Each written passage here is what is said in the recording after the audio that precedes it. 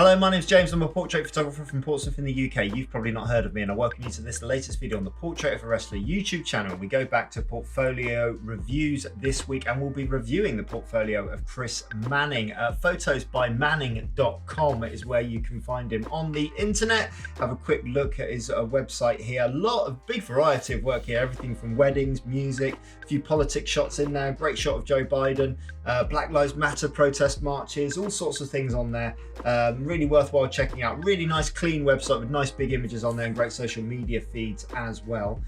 Chris has submitted 10 images to us for portfolio review, so we'll be looking at those images and looking at them in terms of lighting, in terms of technical ability, in terms of composition, and all those things to hopefully feed back some positive reinforcement to you to take you and everyone else's photography to the next level. So let's get into it here. We're going to start off with the first image here. It's a ringside image taken from a show here. No ropes in the shot, which is really, really nice. With Jimmy Jacobs, I believe, on the left-hand side and Penta on the right.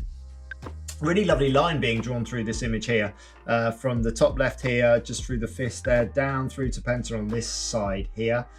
Nice expressions throughout, really sort of engaging, brings you into the picture really, really nicely. It's a shame Penta's head's let so far back, can't quite see his eyes in there, but good detail on the face makeup there. Good use of colour in here, so we've got all of the reds and the pinks on this left-hand side and sort of like a monochromatic look onto the other side here, which is really, really nice. I think the space at the top and the space on the right-hand side isn't necessarily, it's not dynamic enough in terms of the composition to really draw your eye and use that negative space. I'd almost crop it in and maybe have a look at it as a panoramic to really crop around the detail here, really crop around the action and really help draw your attention to that line that's running through the middle of the image. Lovely hairlight on the back of Jimmy's hair there, really separating us from the background. It just, everything feels really isolated there, which really draws your eye into the picture. Lovely shot that. Move on to here. Real sense of isolation in this shot, which I like, and sometimes like a really good use of space really draws your eye in and gives you that sort of feeling of isolation, of someone sort of standing alone. And an interesting use of there's the dry ice on the right hand side, which potentially, I mean, it's going into black on the left hand side. Is it too distracting? Is it too heavy? Could it have been darkened down on this side here to blend the whole image together? Could the image have been cropped slightly more symmetrically to really give even more isolation to our subject in the foreground? I don't know. It's not really sitting on that point of thirds. The person standing atop of this structure is slightly looking, just a fraction, slightly looking and slightly facing to this right hand side, which isn't the wider side of this shot. The wider side of this shot is on this left hand side here. So potentially there's an argument to be made that if we're going to work with the thirds, work on the other side of the thirds. So bring him over to the left-hand side of the image as we look at, so he's looking in towards the right-hand side of the image. My inclination was to go even more symmetrical in it and be even braver. Bring the crop out even more to really draw your eye into that bottom of the picture. Remember those lines as thirds within the picture and try and play around with those just a little bit more on there. But a good capture, good lighting on the subject there. Potentially just something maybe to bring us out even more by darkening down that background even more to really make that more dramatic. Back into the portrait studio here. This is meat and potatoes for me, which is great. So difficult to get these full-length poses, difficult to get them well lit as well, but this has been really well handled in terms of the pose. So what I will say, nice feet position, giving us good structure. Posing, as always, starts from the feet up. You pose entirely from the way that your feet are placed and the way that they're planted. Everything else follows within the picture. So it's a good wide stance in here, making the most of these long trunks, which are brilliantly patterned and really work well with the monochromatic style. Good placement of the belts here either side. They're nice and symmetrical either side. You've got one in front of the right hand leg, the other one behind, so we can sort of see them at different perspectives as well, but they're almost running along the same line here, which is lovely in terms of the graphics that have been written on them, and we can see them clearly, which is great. Working well with the wristbands and with the belt along the back here, so we can read and see every element of the words there, which is being well handled. Good processing on the tattoo here has really made that pop, really made that stand out. And the black and white has really helped this hair as well. So the hair is really wiry, sort of coming down, and that really helps, I think, you know, create this really contrasty black and white image that we've got here. The eye on the far side is just not quite turned around far enough to see it, but not so far away that it's a profile. And I feel that he's really stretching to look over and look into the camera. It's not actually, it was just, I think, slightly taking away from the connection. If anything, it might have been an idea here to potentially just have him looking down and turn that head away and go proper profile. The proper profile, you'll know, because you won't see the eyebrow, you won't see this little bit of the eye here. It will just be turned down, and our subject will be looking down towards the ground or looking down towards the belt, so adding a little bit of an air of mystery. In addition, the white tones need to be slightly better handled. In fact, I know we've gone super contrasty, but some of these whites, particularly in the skin here, and in some areas along the back here where we're working with sort of flash and oil, I suppose, at the same time, they've just gone into white, which means we've lost complete detail there. The whole feeling of it just feels, when you go into it slightly close, the pixels just feel slightly compressed, slightly over processed. So have a look at what software you're using there to do your black and white conversions, because different softwares can handle the color tones and convert them into black a little bit more keenly than others. And have a look as well at just tidying up this floor just a little bit, so that these areas where they sort of sunk into the vinyl PVC flooring have been taken out to give it a nice clean infinity line, and also just removing some of the dust spots. But a really impactful full-length portrait. Difficult to get those full-length ones right, and I think this is a really strong portrait. Okay, we've gone half length in here, just below half length there, which is great because we've managed to keep this dress and keep all of the lines and the curves going down here, which is really accentuating the form, which is really lovely. Good connection with the camera, the way that we've turned our head. But we've just, again, let's have a look at these black and these white tones within the image. So we're going to start off with the white tones here. If we look at the hand, for example, the tonality within the fingers, it's almost the same white as the background. And what that means is that the hand started to blend into the background there. We've just started to lose detail on the shoulder as well, where that's starting to go into white. And then when we start to look at the black tones as well, darker tones in this image here, there's very little detail in this hair. And I swear to God, I swear, if this, when you go back and look at this image again, or we look at the subject again, this hair is going to be full of texture. It's going to be full of definition. It's going to be, if we light it properly, if we exhibit, if we use a hair light, and if we process it properly with good texture, we are going to almost want to feel that hair jumping off of the canvas towards us, you know. And I think that's, you know, that's something that, if you're working in small areas with only a couple of lights, it's a very difficult thing to achieve. You can achieve it with reflectors, which is a much more cheaper way of doing it. With regards to the pose, I'll go back to the way that the way that the lines really draw your attention to the shape of the body here. I'd be tempted just to lose this arm at the back.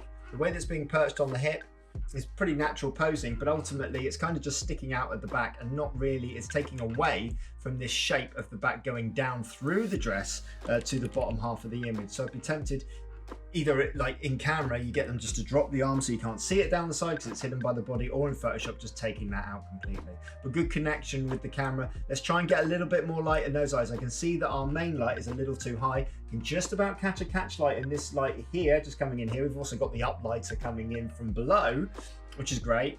But in the other eye, the catch light is barely seen, which means it's probably a little bit too high and not far enough round to light both eyes properly. You want to make those eyes sing in these portraits, and getting really clean, bright catch lights in those eyes is one step towards achieving that.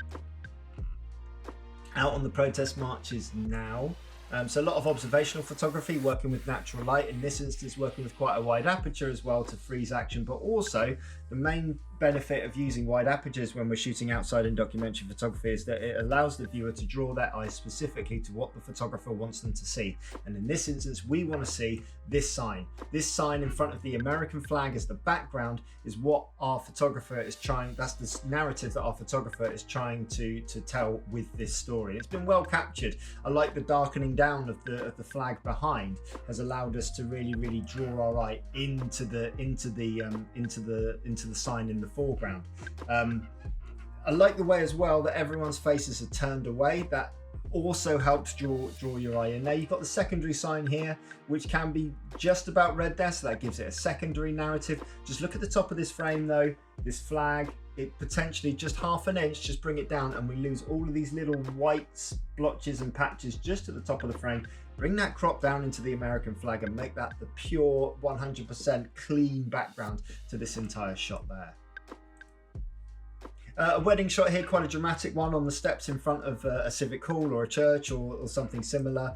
Wide angle lens, we can tell it's a wide angle lens because if we start bringing in our guidelines here, we can see that these lines of the pillars are sort of merging in towards the top rather than being straight. So we've come back a little bit, shot on a nice wide angle shot here. Let's see how straight these steps are in the bottom. Yeah, they're pretty straight in the bottom in terms of the way that they've been placed, so that's lovely. If we just go into the detail of the image here, the main benefit of using a wide angle in this shot is it really helps increase how dramatic that train looks. And from the bottom of the frame up, our eyes are working from the bottom here all the way up through to the top of the image here, and our bride is framed by the doorway, but also the pillars which are converging at the top. So that's actually quite an interesting way to approach it. It's possibly, when I was first shooting weddings, I'd immediately just go to a wide angle for this shot, and it's a wonderful way to approach it because it really naturally helps lead your eye. When you've got such straight lines in a structure like this, my nature these days is just to go 50mm or above and try and get everything straight in between, but I love seeing it from this angle. When we actually go into the detail here, however, we'll see that the aperture is reasonably wide, so the train that our eye is initially drawn to is out of focus because of the depth of field, which is fine. And then when we actually go in here, we really need to look at really careful post-processing when we're working with lace and detail in this lace. The important thing about wedding dresses is that they're one of the things that a bride and the bride's family will invest most of their money into. And therefore they need a lot of care and attention when we're photographing them on the day, because they're going to serve as a reminder on the day of what was worn and how it looked. So we need to make sure that when we're dealing with these white tones and these delicate tones and these delicate textures within the dress, that every bit of detail has been captured. We can see the detail in here, just be careful. Again, it's worthwhile just investing and look at those black and white processes to make sure that the maximum amount of lace detail has been captured. Slight underexposure here on the arm, the flowers, because the dress is so bright and we've wanted to maintain detail. I believe we've probably taken it a stop, maybe a stop and a half down to make sure that we get the detail in the lace, but that's at the detriment to the lighting on the face, which is quite dark. The eyes aren't really singing, and also the lighting on the flowers. It looks like a reasonably dark bouquet of flowers, and we want to almost pop those up a little bit more. Again, a reflector could potentially have helped in here, or just taking a couple of exposures of the same image, but just taking it a few stops either side, just to see which one works best.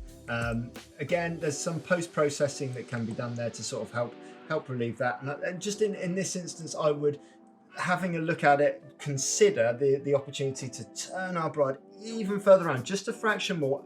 And what that will allow us to do is just to drop that bouquet of flowers just on the hip. What that does is it shows off the flowers a little bit more, and it also gets them away from the face so we can see the bride's face just a little bit more. So just a few little bits of attention to detail. And when the bouquet is leant down and turned towards us, what that does is the bouquet goes over the hands. We don't have to worry about hand position or anything like that. It really presents the flowers to the viewer to see. So then in this instance, we would have the dress beautifully flowing up to the lace and the detail, which would then beautifully flow through the flowers, which would then beautifully flow through to the face. And it's all just a little bit congested at the top of the frame there. Another protest march here, and I remember when this one popped up when I downloaded, and I was immediately drawn to it. I thought it was very solemn, very somber, very almost like a funeral march. I thought it just really, specifically with the black and white conversion, I felt it really had that feel to it. I love the detail in the road. Actually, I love the cracks in the road, almost serving as, I don't know, some sort of metaphor towards some sort of cracks in the structure in the society, some flaws that need to be fixed. And just the little dropped head of our main guy in front there was really lovely against this background of the city there.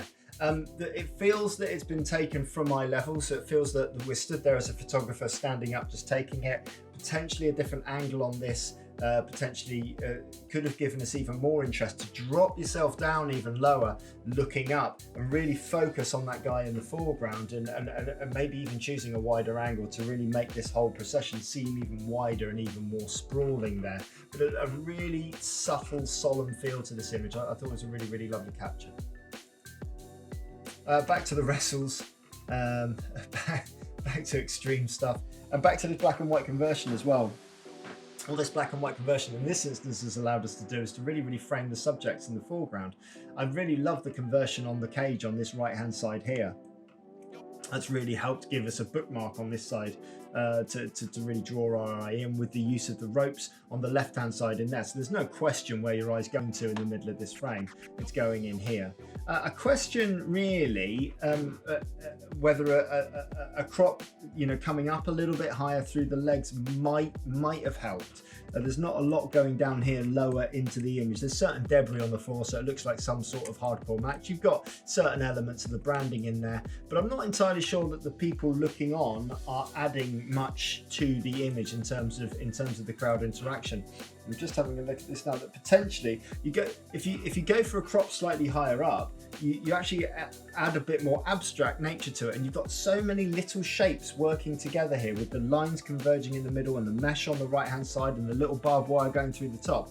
But actually maybe a more simple approach would potentially help here. Great expression through it as well though, and I really do like this hard sort of high contrast styling that you've got going on with your black and white conversions. Back on the march here, so the point of focus has gone to the background. So we've not focused on the car coming towards us or the people in the foreground. We've focused on what's going on in the background. So let's just see what's going on in the background here. And it's just a huge procession of people here. Cars in amongst there as well. And you're asked as a viewer to go in there and really sort of delve deep. Now, some of these signs are very, very clear. Some of them not so much. There's a few in here where we've come out, because what you've got here is you've got a mixture of lighting strength. So underneath the trees, it's got sort of like this double overcast feel where the trees are casting shadow, and some of the signs in there have almost gone too dark. And then when we come into the sunlight here, when we come out from the trees and it's a bit brighter, some of them have gone a little bit too bright again. And it's worthwhile again just revisiting that image and seeing if you can do a couple of raw developments on the same image and layer them up, so that one of the raw images has a dropped exposure, one of them has an increased exposure, and then one at a normal exposure in the middle, and just see if you can bring back in some of those shots. I'm not entirely sure either the foreground is helping. We've got lots of things like this builder's hat here, this blue umbrella here, all sorts of different things. This guy with the sunglasses just poking out from the side here. It's just all a little bit distracting, plus the brightness of that car bonnet. As the minute I brought it in as a tighter crop there, even with it, like maybe just even excluding that post on the left hand side, can you see? All of a sudden we've got compression.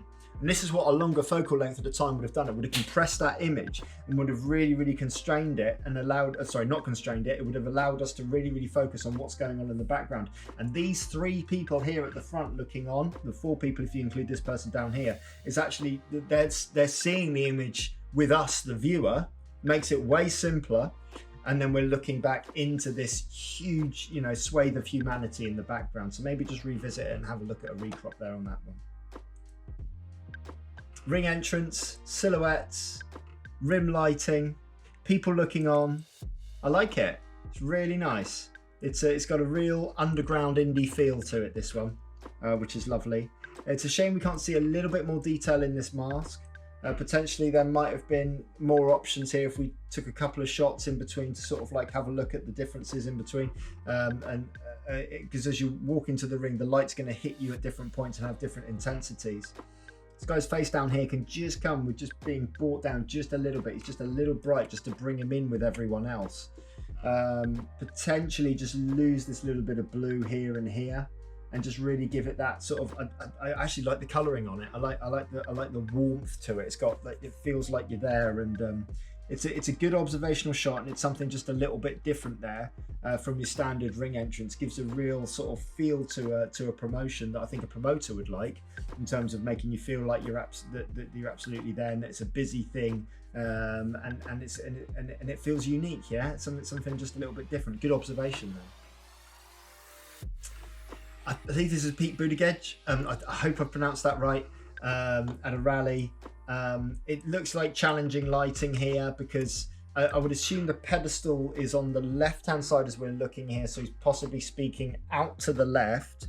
Camera will be left facing towards him, with these supporters in the background forming the background of whatever transmission's going on. I assume that's what's going on here.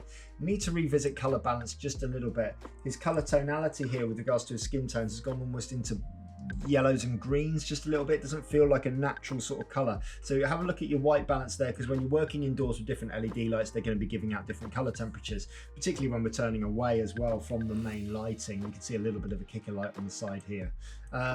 I like the level of support in the background. It doesn't feel overwhelming. There's a little bit of structure just over here, but I like that little moment just off camera. I like the fact that the hand is well lit, so we can see the wedding ring in there helping tell a picture.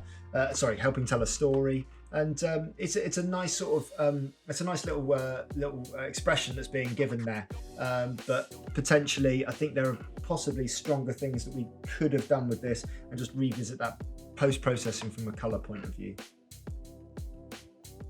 And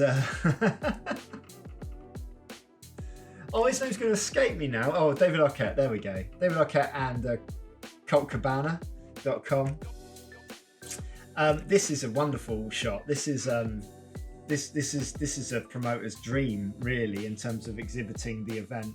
Your referee is in the shot, but his back's to camera, so he's part of the narrative, but not dominating the narrative. Tick.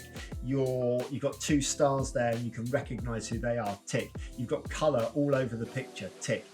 You've got connection between the two guys. Tick. You've got storytelling, because you got that you got everything, sort of going on there. The story's told in terms of every element of the composition, from the foreground, the ring, the midground, the people looking in, the background, the fans looking on, and they look excited and they look like they want to be there.